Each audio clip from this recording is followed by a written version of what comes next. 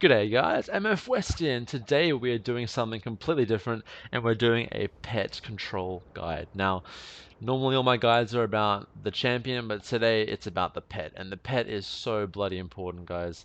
It makes unholy. It's what everyone thinks about, unholy, ghouls, gargoyles, and whatnot. So, Unholy has two different pets. I'm talking about Arena. Specifically in Battlegrounds, obviously we get Army of the Dead, but in Arena we have our Ghoul and we have Gargoyle. I'm just going to quickly cover Gargoyle. Okay, so Gargoyle, it's a 3-minute cooldown. You summon your Gargoyle and it does hit like a truck.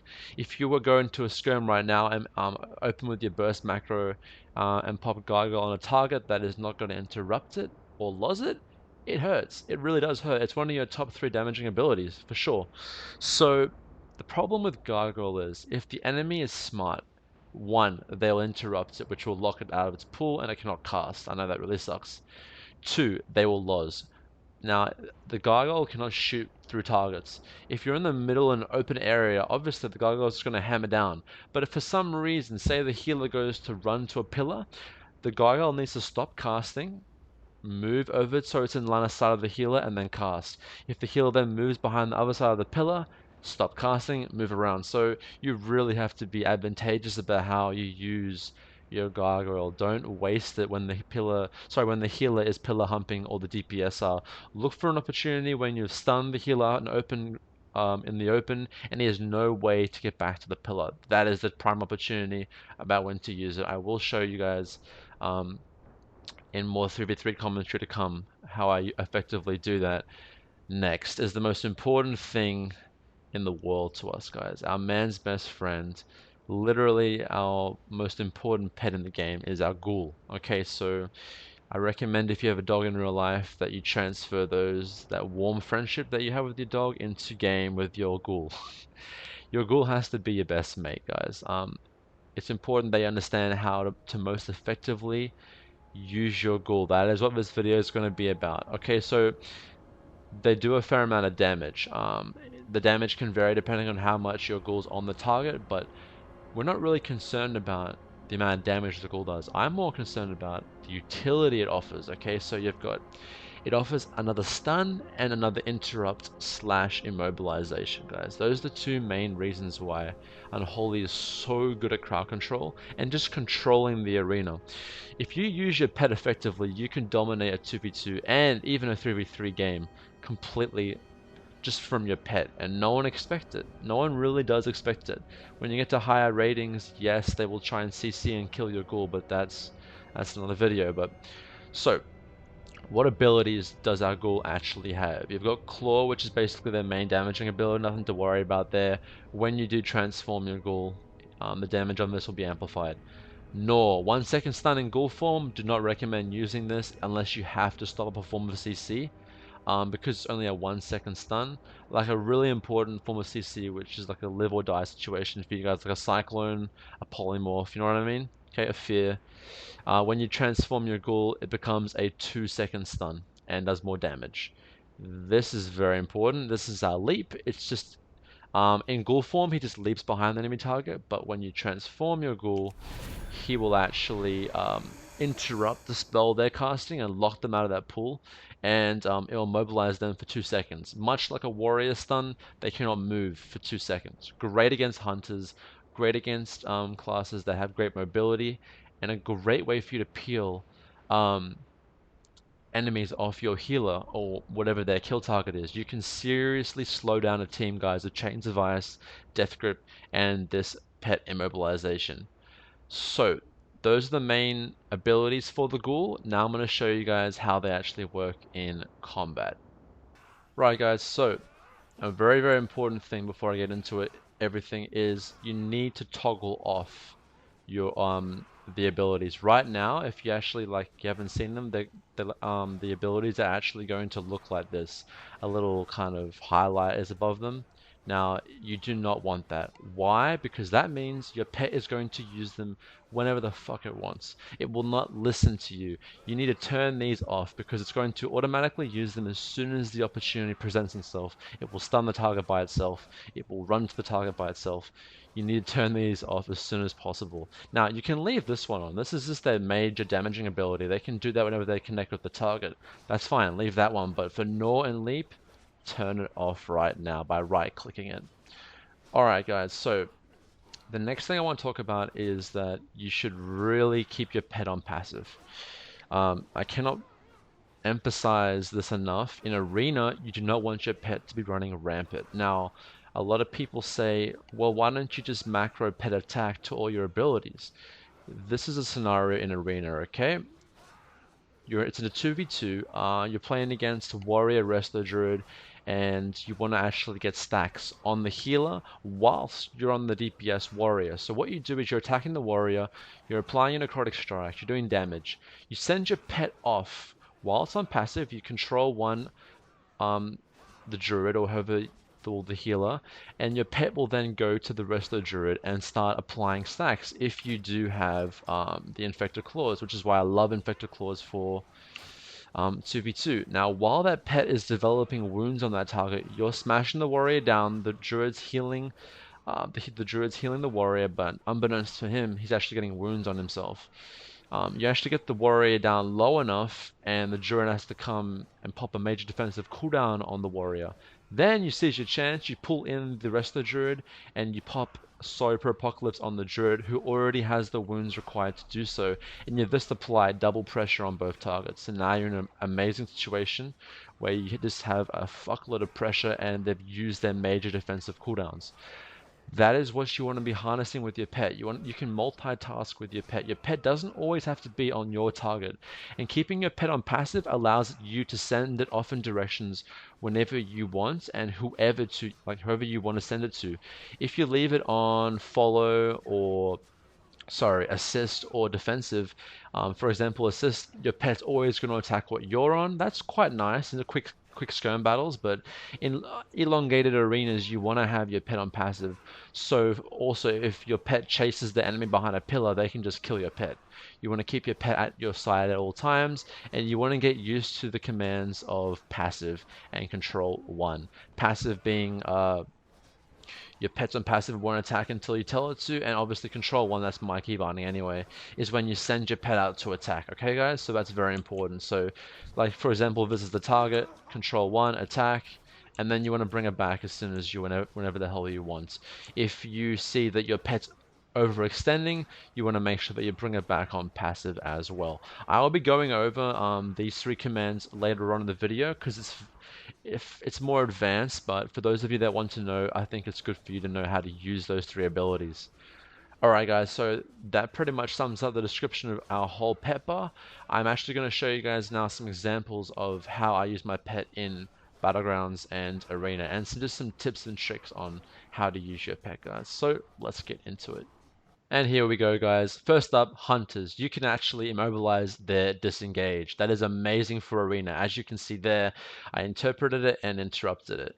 Very, very important for you guys to know that. Secondly, this clip showcases amazing Unholy Burst, but the fact that many people will trinket your pet stun, and that leaves you with a huge opening. So I switch onto the rogue, I pet stun him and he trinkets. So I put him into an asphyxiate and literally one-shot him in the asphyxiate. Watch this.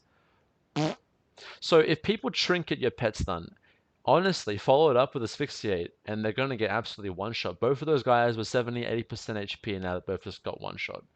It's hilarious. Next up, I'm just showcasing to you interrupting a boomkin. Now, the pet is honestly the most amazing against casters. This pet destroys casters, guys. As soon after you interrupt a caster with your mobilization, you can then even pet stun him for 2 more seconds. Okay.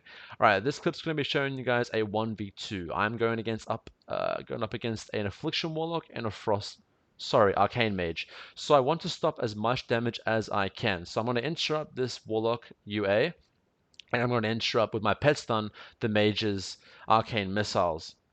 It's important that you pan your camera around to make sure that you look at that. So this, I've just locked out that mage out of his arcane pool, and now I'm going to put down my AMZ and death grip his next cast, guys.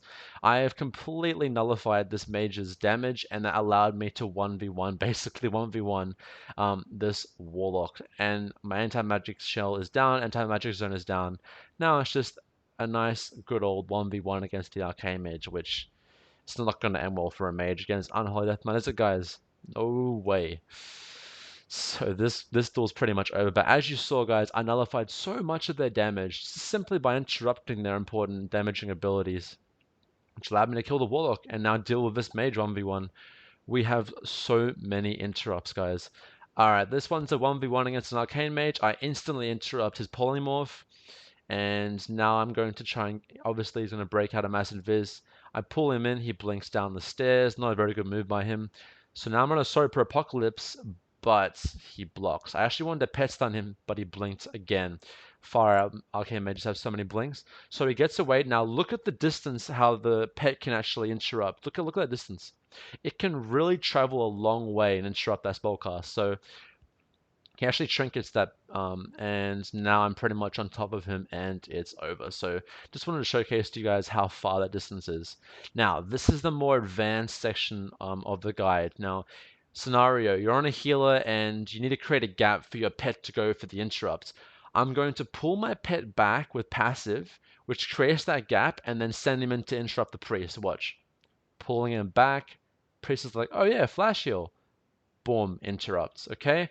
It is a seriously good way to actually, when your mind freeze is on cooldown, interrupt the healer. Now I'm going to go into way more depth of this with another example of how you can use your pet commands, move to, pet follow, and attack to your advantage. Now, as I said, this is more advanced, so if you're just starting off with Unholy, it might be a bit of a mouthful, but trust me, you will want to include this into your skill set. It's going to make you such a better player, and it's going to make your awareness in Arena and BGs just that much better, guys. I promise you. So, without further ado, let's get into it.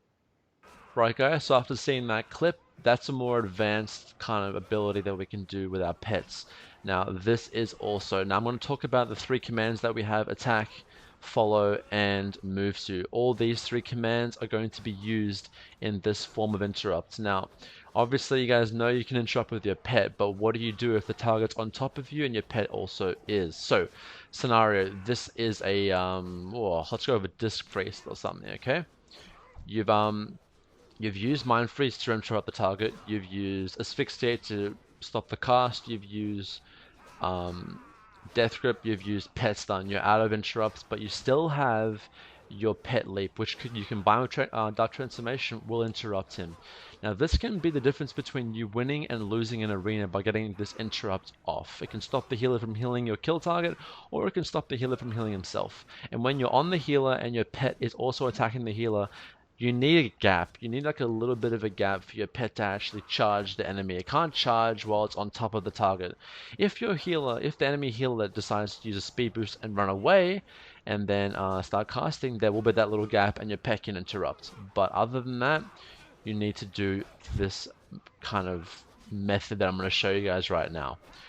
Okay, I recommend that all of you learn this shit. Okay, it's so good. Okay, so like I said, you've used all those methods. So now we're actually going to send our pet in. We're going to also attack the target. We see we'll just interrupt them with Mind Freeze. Okay, interrupt them with Mind Freeze. Now we see that he's interrupted now. Okay, 1 second, 2 seconds. He's now out of the lock and he's looking to try and get us again. So we're going to transform my pet and send him over here, and then come back in and interrupt. Now it's very important that what I just did there is, it happened in about 2 seconds, but it's very important that you learn how to use this. Why? Because we give our pet that little bit of room for him to interrupt and charge and lock the healer, okay? So the fact is you need to actually use move to, which makes him move away from the target. As you can see, you can move him anywhere there. You could even move him to here. That's enough room for him to charge the target. But yeah, a fair amount, just in case the healer decides to move in, you have to take into account that this guy could interpret what you're doing as well, so a bit more room, and then you want to obviously run in with your leap. So this is great to use on kill targets that you're trying to interrupt more than once. Obviously, more than just one mind freeze. I'll be able to show you guys again. Now to take it, when you say attack, he will move from that position and attack the target. When you put him back on passive, he'll go back there. So you need to actually toggle him onto follow. So then he'll be at your side again. Okay. So let's just do this again. I tell the pet to attack our target. We're attacking the target. We just locked his ability, and now he's getting ready for his next ability, and we're going to send it over here, and then boom, interrupts the target. Actually, yeah, that is actually not enough room. Go further back, and then, yeah.